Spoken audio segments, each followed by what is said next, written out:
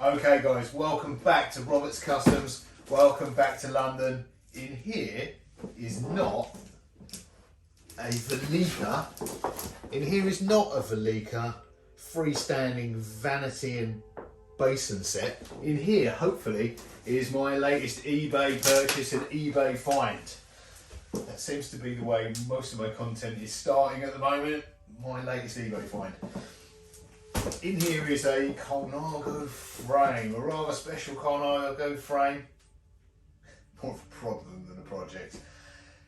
So today I thought we'd take a look at this, we'll unbox it, eBay expectations versus reality. Hopefully we've got in here what was pictured on eBay. So we'll unbox it, take a look at it. But first of all, let me give you a little backstory about how I ended up with this. This has been a bit of a gamble, and to be honest, I really don't need another Colnago frame. I don't need anything else to do or any more projects. I've got these two projects I'm working on at the moment, the Bianchi and this Colnago VIP, both from slightly different eras in cycling history, and both I'm hoping to turn into fixed gear or single speeds. So I need a lot of bits because neither of these were designed to be single speed or fixed. So I'm kind of buying bits that I think will look cool, not necessarily that would have been even of the original period. So what I was looking for on eBay was some Colnago branded parts for this, which has been so far a bit of a disaster, because not so much a dream build, a nightmare, because I was looking for forks originally. Now this I got a really good price on because a previous owner put a carbon fibre seat tube in it, and it obviously got wet, bonded to the aluminium frame, and they tried to get it out with a screwdriver, smashed it further in and dented the frame. So this is now permanently reinforced carbon fibre. The aluminium tube is permanently reinforced with carbon fibre. That's never coming out, so that's a problem. But also, what was a problem, I was looking for forks for this because it only came with a headset, and I didn't measure it to start with. Presumed it was newer than it was, and this has actually got a 1 inch diameter head tube for 1 inch steerer tubes. The first forks I got, 1 1/8 and too short, didn't fit. The second forks I got were the right diameter, too short, didn't fit. Third time lucky, if I don't damage them before I fit them.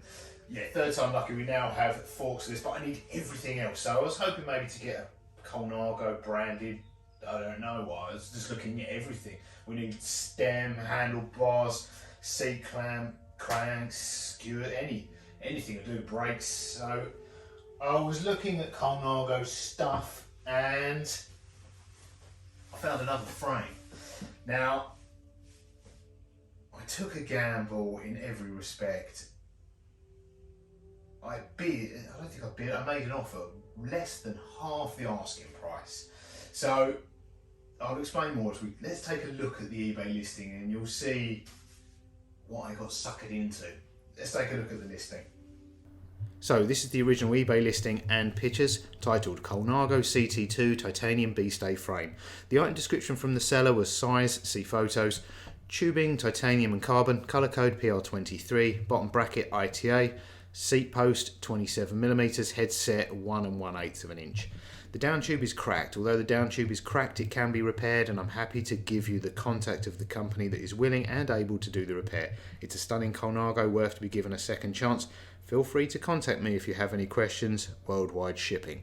They were asking £245 plus £15 shipping, so £260 to start with, but open to offers. So looking at the damage, and they'd obviously had a professional look and quote to repair the crack, and I'm guessing even though titanium Colnagos are rare and sought after, the quote would have been beyond economical repair. Without the crack, this could fetch well over £1,000, but you also note they didn't mention how much they were quoted for the repair, so it was a lot.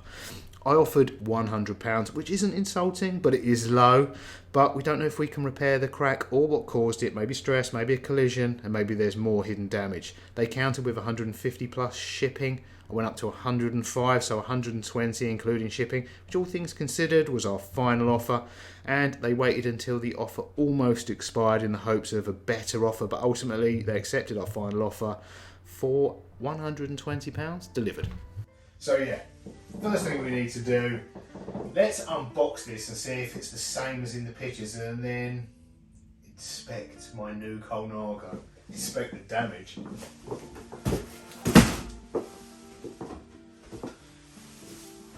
Oh, look.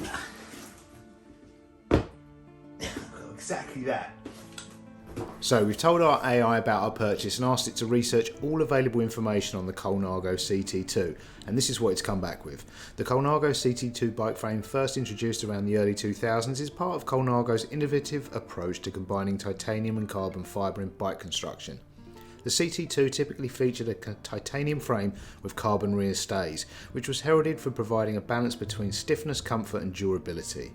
A notable version of this was the Colnago CT2 HP high-power B-stay, which includes a design focused on minimalising torsional flex and enhancing power transmission, particularly praised for its snappy and responsive ride quality. Colnago's CT2 frames were well regarded in the biking community for their advanced design and the unique combination of materials. The transition from titanium carbon frames to all carbon frames in many Colnago models happened as the brand evolved to prioritise weight reduction and increased stiffness, typically with the advancements in carbon fibre technology through the late 2000s and early 2010s. Your model from 2005 is quite representative of the period when high-performance road bikes often used such hybrid material constructions before the prevalent shift to all-carbon designs. The CT2 was a premium model offering a unique blend of the best properties of both titanium and carbon, ideal for enthusiasts and competitive cyclists alike who valued the distinctive feel and performance characteristics of these materials. Okay guys, that is a really good looking bike frame. That is cool. The pictures from the eBay listing and even probably this 4K video do not do that justice. Now, the seller uploaded some images of a Colnago brochure from 2004, but this exact colour paint job wasn't in that brochure, and it's marked T6605 on the frame, so I'm going to take a guess that this was titanium frame number 66 from 2005. I would guess from that numbering. May be wrong, that is just a guess. But if you had this back in 2005, you'd have been the coolest kid in the bike sheds. Carbon and that cool looking rear stay design there. And titanium. I mean, even today, if you turned up on one of those lycra clad bike meetings where everyone's got fancy Italian bikes, I think to be the coolest kid in that gang, you've got to have like the very latest, maybe next year's, unaffordable and unavailable because there was a 5-year waiting list unless you know someone at the factory. You know, you've got to have the latest kit. But if you had this, you'd definitely be one of the most interesting people. Titanium and carbon, or does everyone have to ride pure carbon?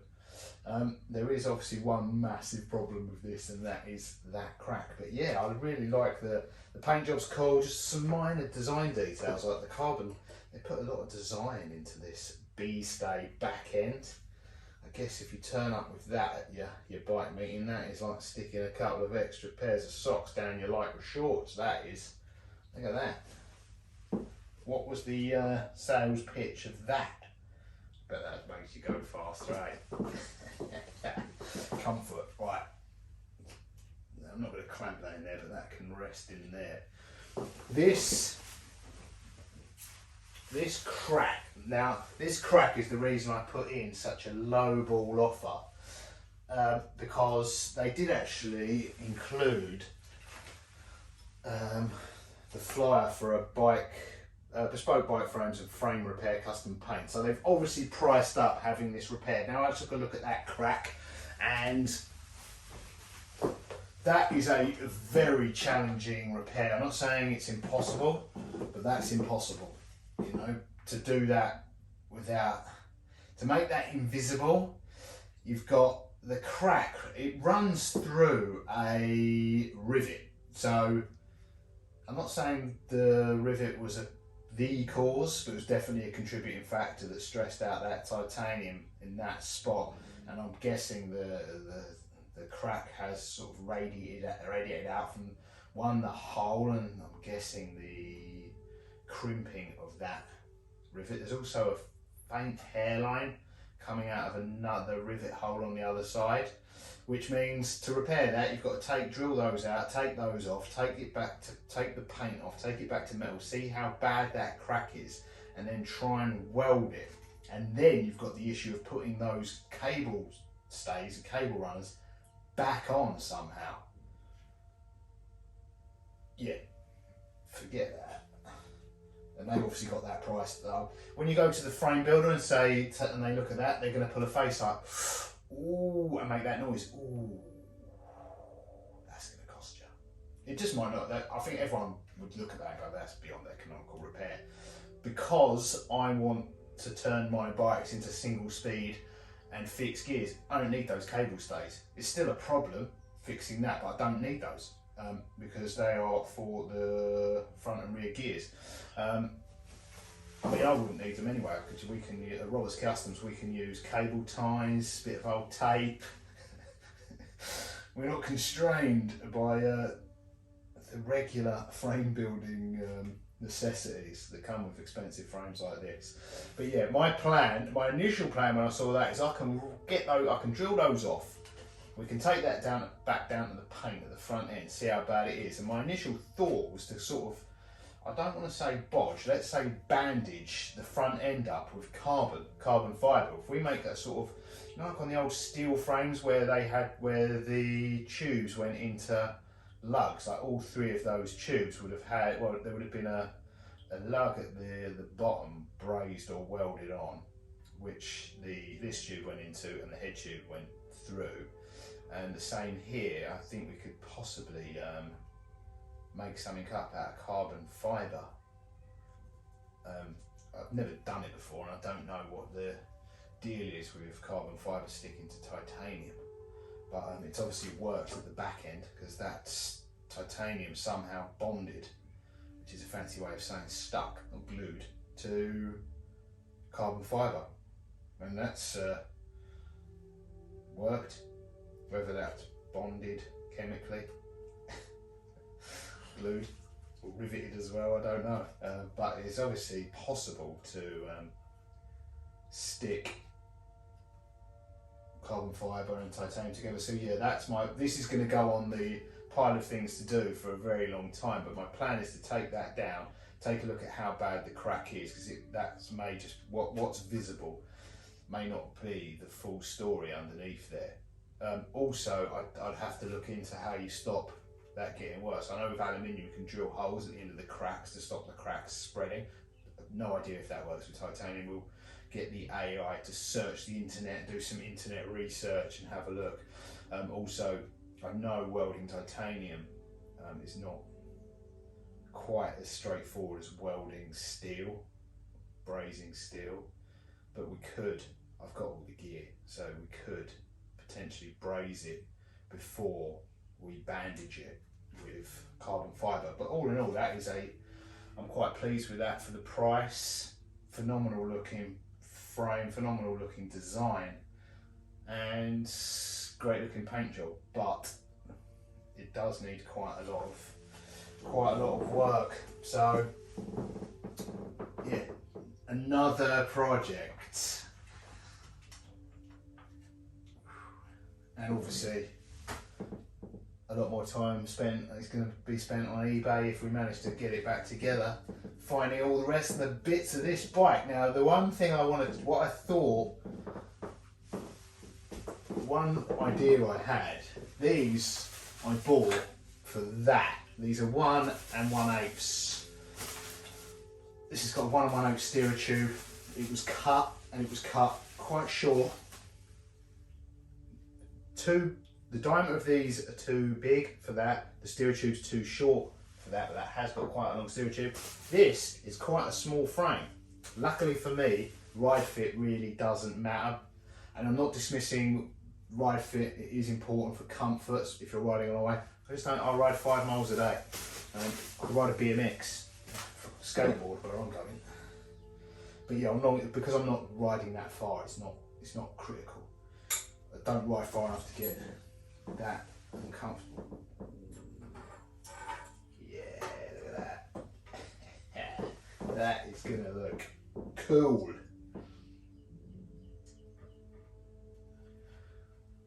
Columbus Tusk forks, Italian. They could almost have been the original forks. They got the carbon back end. The plan, obviously, a carbon sort of lug. We'll bandage it up with a carbon lug, and then we've got the Columbus Tusk forks. That could look super cool. It's like they were meant to be together. These forks and that frame, soulmates, twin flames.